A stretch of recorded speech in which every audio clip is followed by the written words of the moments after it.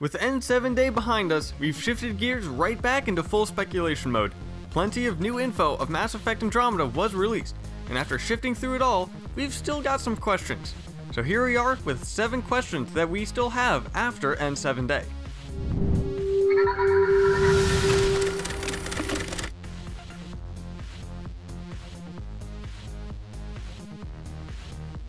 The main story appears to kick off when Hyperion, the ark carrying the humans to Andromeda Galaxy, ends up getting lost.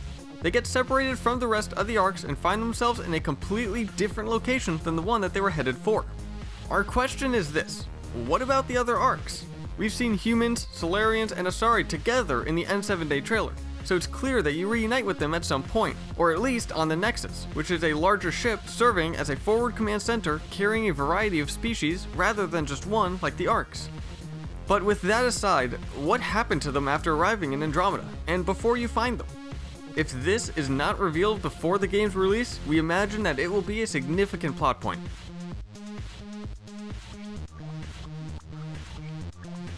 Now, by this, we mean several things. First, how are race relations between the Ark and on the Nexus? We know that there are going to be Krogan, Solarians, Turians, Asari, and humans at the very least, with other races such as Quarians, Batarians, and Vorcha highly likely to be there as well. Since this mission is launched around the time of Mass Effect 2, we know the tensions between certain species were still running high at this point. The genophage was still around, which means the Krogan were still a largely scattered force who distrusted Turians and Solarians for their role in their misfortune. Does this mean that the Krogan heading to Andromeda will be inclined towards carving out their own individual paths rather than working with everyone else? If that's the case, why bring them at all? There are so many story possibilities with this here. And hey, for all we know, there might be some convenient element in the Andromeda Galaxy that negates the effects of the genophage altogether. It would be an easy fix, and it would further contribute the idea of a clean slate that BioWare seems to be going for here. Now, yeah, we can hear you groaning, but this is purely speculation. And what about the Batarians, Quarians, and Vorcha, and the other non-council species? We cannot imagine a huge initiative like this actively shutting out any of them without a massive uproar, so we think it's safe to assume that they'll all be there. If so, how will that turn out? Is the Nexus big enough to house all of them comfortably with enough space between them? I'm just saying that putting folks like the Batarians and Vorcha in close quarters is a really bad idea.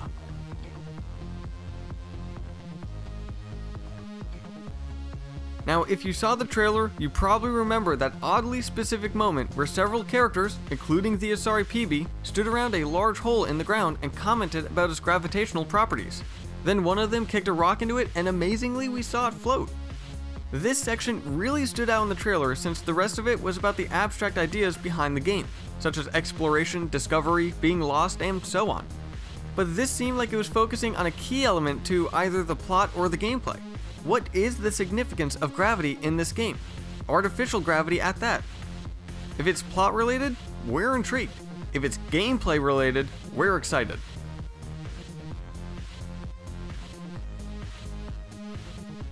The Ket, those tan, rough-looking aliens with the basketball hoops on the back of their head, have been confirmed to be the main enemies of the game.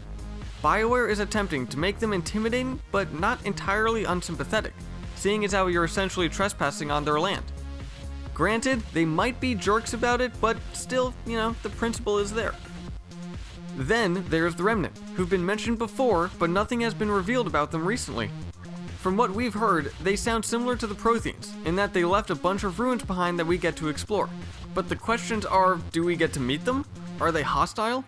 Do we maybe even get one as a squad member? But aside from those two, what else do they have in store for us? We can't imagine that there won't be any peaceful, friendly aliens in the entire galaxy. So who are they? How many are there? Can we romance any of them? But in all seriousness, we're super excited to see what kind of new characters we'll get to meet, and we hope that only a few of them want us dead.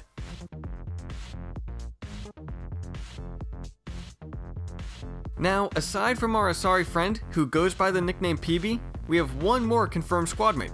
Liam is a human former police officer with what is described as a light attitude, which could mean he keeps things lighthearted, or it could mean he's slightly rebellious, or maybe something entirely different. He sounds like he might be our first squad member in the game, similar to Kaidan in Mass Effect 1 and Jacob in Mass Effect 2. In a recent QA session on Reddit, Game Informer's Joe Juba fielded some inquiries about his time with Mass Effect Andromeda when he was writing the magazine's cover story. When asked about Liam, Juba said that while very little was shown to him, he did briefly see a character model and that character appeared to be black. Now, that has us wondering whether Liam is the character that we were shown in one of the teaser images leading up to N7 Day. But as usual, this is all speculation. Questions about Liam aside, what about the rest of our squad? How many more can we expect and of what species? And on that note, what is PB's story? We love our BioWare characters and we are incredibly excited to see what new squad mates we'll be able to have in Mass Effect Andromeda.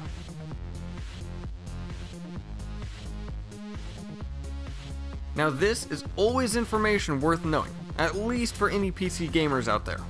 Nothing has been revealed in this aspect yet, but we can make some assumptions. For instance, if your computer can handle Battlefield 1 comfortably, your setup should be more than okay for Mass Effect Andromeda. Since it's recent and it uses the Frostbite engine, it should be a good indication of what to expect. We imagine that the same can be said about Star Wars Battlefront. Obviously, we mean the new one. All we can say is, don't panic. If you're not sure about it, EA and BioWare are usually good about optimizing their games. So it should be safe to assume that if you can handle most games made in the past 5 years, you should be alright. Still, take it with a grain of salt, as we're not experts. If you want to go and do some research of your own, go for it. Nobody knows your computer better than you. And finally,